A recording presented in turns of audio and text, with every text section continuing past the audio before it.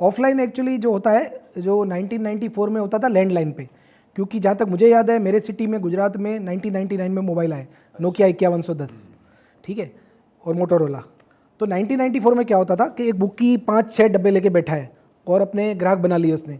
और उस ज़माने में क्या होता था कि भाई एक गांव के या उस ज़िले के जितने लोग हैं, अब जैसे कि भाई इसकी लिमिट 1 लाख की है, उसकी 2 लाख की है, कोई बड़ा सेट है तो उसकी 50 लाख की लिमिट है। लिमिट का मतलब? लिमिट यानी उतना आप खेल सकते हो बुकी के पास, एक औकात, जिससे पता है कि भाई ये किराने की दुकान है तो इसका 50,000 का ही जिगर है, मतलब तो ये 50,000 रुपए लगा सकता है किसी एक टीम पे आपके थ्रू। 50 का 60 ठीक है, 40 ठीक है, इससे ज़्यादा इसका नहीं लिखना है, नहीं तो कल को झगड़े होंगे, ये दे नहीं पाएगा। अच्छा। और दूसरा क्या होता है कि जिसकी बहुत बड़ी गारंटी होती है, मतलब जो जिसकी रसूख है कि भाई यहाँ इसमें कितना भी कर लो कोई दिक्कत नहीं है, पैसे आ जाएंगे, ज़मीन जायदाद है, और उसका कोई दोस्त जा रहा है तो उसकी गारंटी लेगा कि भाई आप गारंटी ले रहे हो, इसको बोलते हैं आवाज़ लेना, जो आज भी इंडिया में चलता है। जितने लोग ऑफलाइन बुक आज चला रहे हैं इंडिया के हर जगह, पूरे इंडिया में आज भी चल रही है, क्योंकि वो ट्रेडिशनल वे है। तो कोई अगर इतनी बड़ी वॉल्यूम देना चाह रहा है, उसका बैकग्राउंड चेक होता है देख के कि भाई ये जेन्युइन है? बैकग्राउंड यही होता है कि भाई इसके पास इतनी प्रॉपर्टी है, इतना बड़ा बंगला है, इसकी मंथली इतनी इनकम है, या मान लो कि भाई इस आदमी के पास इतने पैसे हैं, इतनी जायदाद है, ये कल को हार गया 1 करोड़ तो भर सकता है। ओके, तो ये बुकी औकात के हिसाब से अपना नेटवर्क सेट कर लेता है, ठीक है। अब इसमें बुकी का क्या फ़ायदा होता है? देखिए बुकी का फ़ायदा ये होता है कि इसको बोलते हैं एज, हाउस एज। जैसे हर गैम्बलिंग में एक हाउस एज होती है। जैसे बुकी ने फ़ोन उठाया, आज इंडिया और न्यूजीलैंड का कल मैच था, राइट, मैं उसी का एग्जांपल देता हूँ फाइनल, कि भाई इंडिया का रेट ओपन हुआ है 45-7। 45-47 क्या होता है कि जैसे किसी ने अगर 1 करोड़ लगाया इंडिया पे तो उसे मिलेगा 45 लाख, यानी जाएगा 1 करोड़, मिलेगा 45, क्योंकि इंडिया मजबूत टीम है तो फेवरेट का रेट आपको कम मिलेगा। तो ये तो घाटा ही हुआ एक तरीके से। नहीं, घाटा नहीं है ना, क्योंकि वो टीम के जीतने का चांस ज्यादा है। 1 करोड़ उस पे प्लस 45, या 1 करोड़ आपको वापस, एक तो आपका आपके पास ही है। Okay okay. 45 पैसे, यानी आपने 1 का रिस्क लिया, मिले 45। ओके, क्योंकि दोनों टीम की टक्कर के हिसाब से, फॉर्म के हिसाब से, आईसीसी रैंकिंग, ग्राउंड कंडीशन, सब के ऊपर से भाव तय होता है बेटफेयर में, जिससे वो सब चलता तो है। ये छोटे बुकी भी बेटफेयर को आइडल मानते हैं। बेटफेयर पूरा वर्ल्ड, पूरा वर्ल्ड 200 प्लस स्पोर्ट्स बेटफेयर से ही चलते हैं। और बेटफेयर में कोई एक आदमी भाव नहीं डालता है, मैंने पहले भी बोला, it's work like a share बाजार। लाखों लोग मिलके उसके अंदर अपनी ऑड्स डालते हैं। जैसे मान लो कि इन्होंने डाला कि मुझे इंडिया लगाना, ये सिंपल चीज़ है, मैं बता दूँ, इन्होंने रेट डाला कि भाई मुझे इंडिया 47 में लगाना है, और मैंने बोला नहीं भाई मुझे तो 45 में ही खाना है, तो उसके स्क्रीन पे आपको भाव दिखेगा 45-7। तो इंडिया के ऑफलाइन बुकी भी क्या भाव चलाएंगे? 45-7। अब किसी बुकी को कम पसंद है तो 44-6 चलाएगा, किसी को ज़्यादा पसंद है तो 46-8 चलाएगा। इन शॉर्ट बेटफेयर से 1 पैसा ऊपर नीचे रेट। अच्छा। और ये बेटफेयर कहाँ की कंपनी है? ये लंदन की है और यूके की। ये लीगल है वहाँ पर? बिल्कुल, वहाँ के उस पर शेयर लिस्टेड है, और वर्ल्ड की, मतलब मेरे ख्याल से हमारी जो निफ्टी 50 की टॉप 50 कंपनी है उसके लेवल के या उससे ज़्यादा ही पैसे होंगे उसके। अगर कोई इंडियन बंदा इंडिया मतलब कंट्री में रहकर बेटफेयर पे कर रहा है तो वो लीगल है उसके लिए? सही है। वो देखो, एक्चुअली मुझे इंडिया का लॉ इतना नहीं पता है, मेरे हिसाब से इंडिया में लाखों लोग खेलते हैं। इवन मैं जब इंडिया में इंटरनेट आया था 1999 में, 96 में आया होगा, सॉरी, जब मैं, मतलब वो छोटा सा मॉडेम होता था तब की बात कर रहा हूँ, रेडिफ मेल था जब, याहू मेल, तो उस टाइम पे भी बेटफेयर पे लोग भाव देखते थे।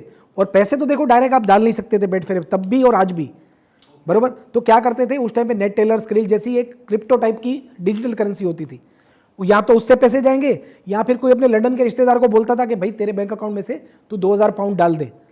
क्योंकि बेसिकली इंडिया के ऑफलाइन बुकी तब रेट देखने के लिए रखते थे, सौदा नहीं करते थे अंदर, बट रेट देखने के लिए। बेटफेयर आपको डेमो आईडी नहीं देता, तो आपको कुछ ना कुछ $100 भी डालने पड़ते हैं, तो वो डाल के यूज़ करते थे और वहाँ की स्पोर्ट्स बुकों को खुला रखते थे। बट भाई एक बात बताओ सर, कि अगर लोकल लेवल पे ये सब चल रहा है, तब तो इंटरनेट भी नहीं था, या आज भी कोई बुकी अपना मनपसंद रेट क्यों नहीं चला सकता? उसे वहीं क्यों देखना है बेटफेयर पे? इसमें क्या होता है, मनपसंद रेट से मैं आपकी चीज़ समझाता हूँ कि अगर मान लो कि इंडिया न्यूजीलैंड में, मुझे लगता है कि न्यूजीलैंड इंडिया से इतना कमज़ोर नहीं है कि 45 खुले, तो मैं क्या रेट, अगर मैं बुकी हूँ तो मैं क्या वैल्यू निकालूंगा भाई? 60-63 इंडिया।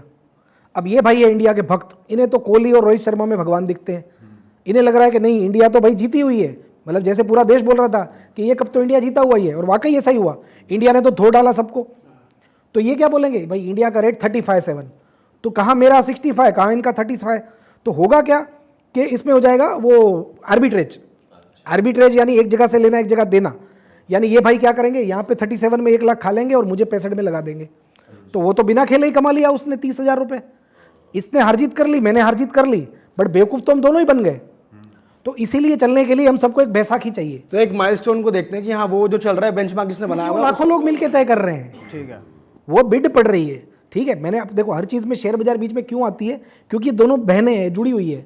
आज रिलायंस का शेयर हम 1200 रुपये क्यों रख सकते हैं, क्योंकि उसको बेचने वाला है वो बोल रहा है मुझे 1190 में बेचना है, बरोबर, और खरीदने वाला बोल रहा है मुझे 1180 में लेना है, तो 10 फर्क चल रहा है। फिर कोई 79 डालेगा, कोई 81, ऐसे घिसता घिसता घिसता वो आके एक पे रुक जाएगा। तो बेटफेयर भी सेम तरह से काम करता है। मैच में इन्होंने 45 डाला, मैंने 47। अब अगर आप जाके बेटफेयर पे $100 भी डाल दोगे, इवन $2 की भी बेट पड़ती है, $2 आपने 46 में डाल दिए तो रेट हो जाएगा 45-6। अब जिसके पास ज्यादा पैसा वो भाव को खींच के ऊपर ले जाएगा। मान लो मुझे पसंद है न्यूजीलैंड, तो मैं हर भाव में इंडिया खाऊंगा तो 70 हो जाएगा। अगर पूरी दुनिया को इंडिया पसंद है, पूरी दुनिया को, हर कोई बोलेगा भाई 45 है था, एक दिन का 40% ब्याज मिल रहा है, लगाओ। इसने भी लगाया, आपने भी लगाया, लगा, ये गिर गिर के 36 हो जाएगा। एक चौके में 32, एक चौके में 22, 2 छक्के पे आ जाएगा 12-13। तो वही तो होता है। आप मैच में रेट ऊपर नीचे इसी वजह से होते हैं कि चॉइस पब्लिक की किस तरफ ज्यादा है। अच्छा, डिपेंड ऑन चॉइस ओके।